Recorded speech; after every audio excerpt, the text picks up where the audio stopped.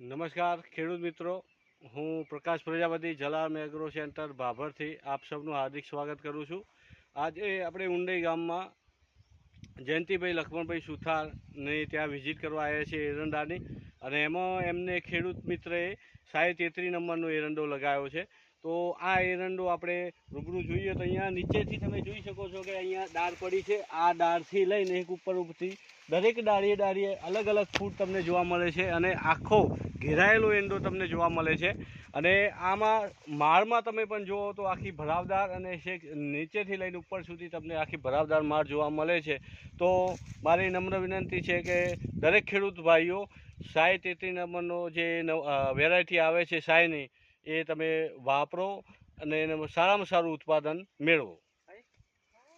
ધન્યવાદ પ્રકાશભાઈ, તમે ખેડૂતોને સાચી સલાહ આપવા માટે જલારામ એગ્રો